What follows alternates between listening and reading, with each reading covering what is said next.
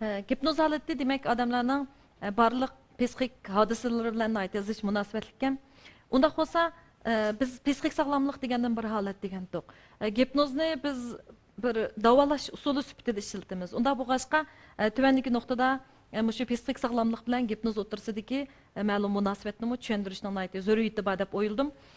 Shunga avval biz shu psixik sog'lomlik to'g'risida ozroq bir tushunchaga ega bo'laylik. Psixik sog'lomlikni biz bir psixikalik holat degandik. Masalan, A, B'dan iborat ikki odam bo'lsa, bu ikkala odamning, masalan, buning ichida A'ni psixolog desakmi, B naiti irsiyatdan psixik sapasına ait yuqur bo'lgan odam desakmi, masalan, buningda biz normal odamlarni tushuntirish uchun da'vatimizmi, bundaq desakmi, demak, bularning turmush hayot musofasida nurg'un o'ngsizlik, qiyinchilik va har xil masalalarga duch keladi.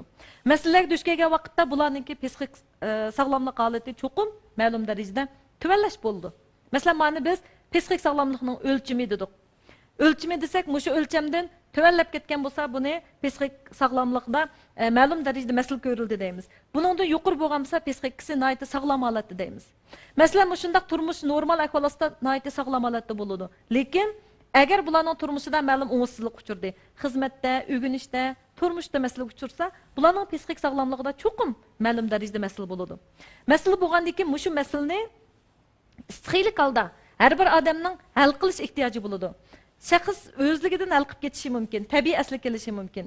Yoki bo'lmasa, do'st birodarlarning, g'ayri ijtimoiy qo'llovchilar deymiz, bularning yordamida yaxshi bo'lib ketishi mumkin.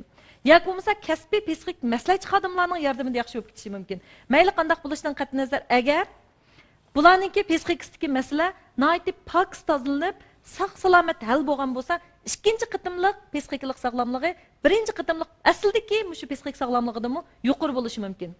Masalan, buningdagi A shaxs o'zining psixikistiki masalani nihoyat yaxshi hal qilib pok tozalab chiqdi. Unda bo'lsa, buning burunqidan psixik sog'lomligi yuqori bo'lib ketishi mumkin. B shaxs bo'lsa, psixikistiki masalani yaxshi tozalab hal qilolmay qoldi. Yoki bo'lmasa, uni yoshurnonga saqlab qo'yib qo'ydi.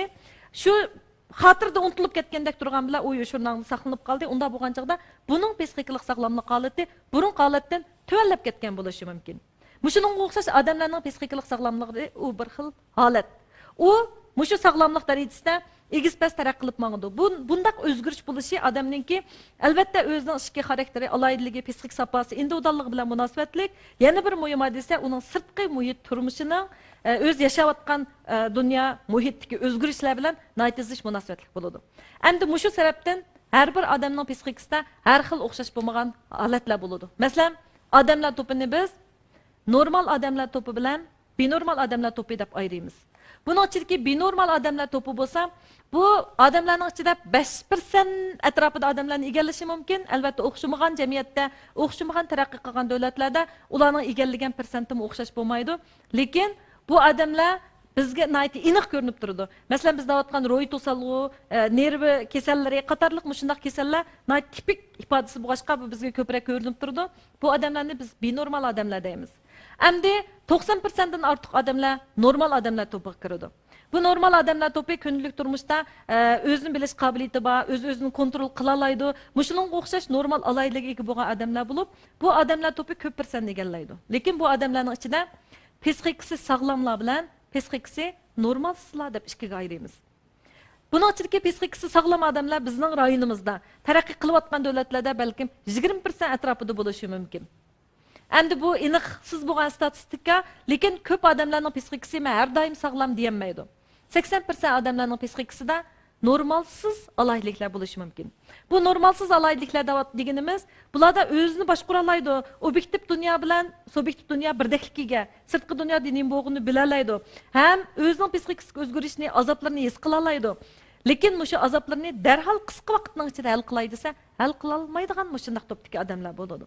Endi bular davomliq o'zining biz boy degandek psixikasida masala ko'rilgan chaqda nihoyatda aktivlik bilan o'zini tangshishi, o'zini davolashi va asli kelishi buninglik bilan asldagi mushu o'ngsizlik uchirmagan vaqtdagi holatidan texmi zo'r darajada chiniqib oladigan bir xil fursatga ega bo'lishi intayin zarur. Endi mushundaq bir xil psixikalik holatlar bo'lsa, buning ichida qanday tipdagi odamlar unda bo'lsa gipnozga muhtoj, qaysi xildagi odamlarni gipnoz qilsak bo'ladi deydigan bir savol tug'iladi. Psixik sog'lomlik men bilan munosabatsiz deb qaraydigan adam bo'lmasligi mumkin. Har qanday odamning psixikasidagi bu xil holat mavjud. Unda bo'lg'achqa hamma odam mush taraqqiyot shaklidagi psixikalik yetaklashga yoki bo'lmasa ma'lum darajadagi ma'lum masala yuz bermay turib, shuning oldin ola qanday hal qilish to'g'risida, qanday qilib o'zining psixik sapasini yuqori ko'tarish to'g'risida psixikalik yetaklashga muhtoj bo'ladi.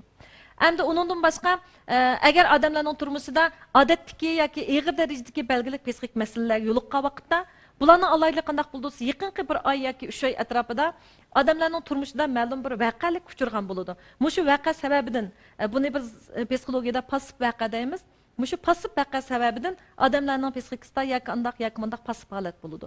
Masalan, ko'ngli yerim bo'ladigan, qo'rqadigan, tashvishlanadigan, qayg'u-hasratlanadigan yoki ba'zi o'chmanlik bo'lib, g'azablanadigan, mushundaq passiv kayfiyat alayliklar bo'ladi.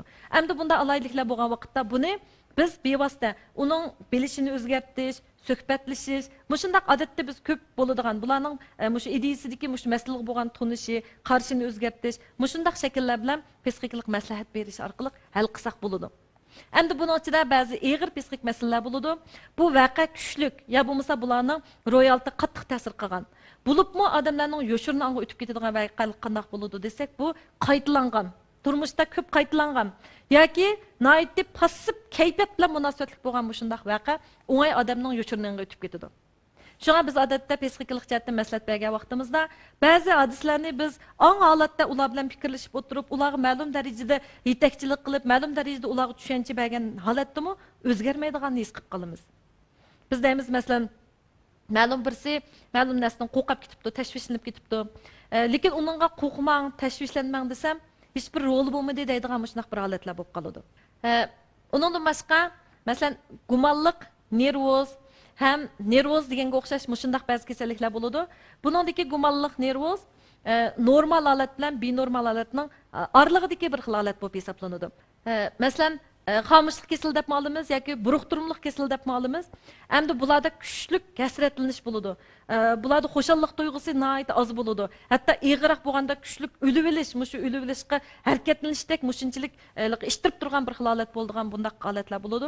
Endi bu ig'ir darajadagisi bo'lib hisoblanadi.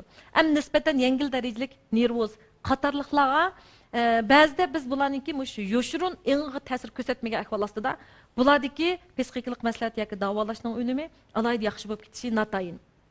Endi demak, bizning bu yerda demoqchi bo'lganimiz, mushuning o'xshash ba'zida bularning yo'shirun eng'i ta'sir ko'rsatish orqali davolash ehtiyoji bo'lgan mushundaq psixikalik davolash usullarida gipnoz usuli qo'llangan chaqda nihoyat yaxshi, unumli natijaga erishgan bo'ladi.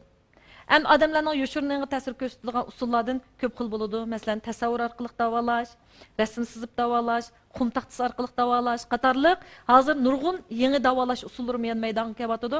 Endi mushu davolash usullari hozir bizning psixik maslahatchilarimizning orasida keng qo'llanmoqda. Mushuning o'xshash rol o'ynaydigan yana bir usul gipnoz qilish usuli bo'lib hisoblanadi. Endi bu yerda bizning askartadiganimiz ro'yi kasallarga. Chunki bu ro'yi kasallar o'zini bilmaydi. Bularga gipnoz qilman deb bisharat bersakmi, bisharatning roli bo'lmaydi. Bular ro'y kasallardan shunday kasal qo'zg'algan ahvol ostida. Anandan og'ir nervoz kasalliklarga biz gipnoz holatini aldirab ishlatmaymiz. Bular cho'qim avval dori bilan davolanishga ehtiyojli. Dori bilan davolanib, bularning holatida alayda o'zgarish bo'lib, bularning ro'y kasal doktorlari bularni psixikalik jihatdan davolasang bo'ladi degan ahvol ostida, anandan bularning mushu obyektiv sirtqi dunyodagi bisharatni, gapni, ongni tushunadigan darajasi bor bo'lgan ahvol ostida biz gipnoz qilish usulini qo'llanamiz. Shunlashqa hamda buning ichida mushu psixikalik maslahat berish, davolash jarayonida bizga gipnoz qilishga mos keladigan mushundaq obyekt bo'ladi. Mushu ilmiy holda mos keladigan obyektga nisbatan biz gipnoz elib berib, uni davolash qilamiz. Amaliyotda gipnoz qilish bir xil psixikalik davolash usulidan iborat. Chunki gipnoz holati psixikalik holat. Unda bo'lganki gipnoz qilish cho'qim mushu ma'lum bir maqsadga yetkazib bo'ladigan psixikalik davolash usuli bo'lib hisoblanadi.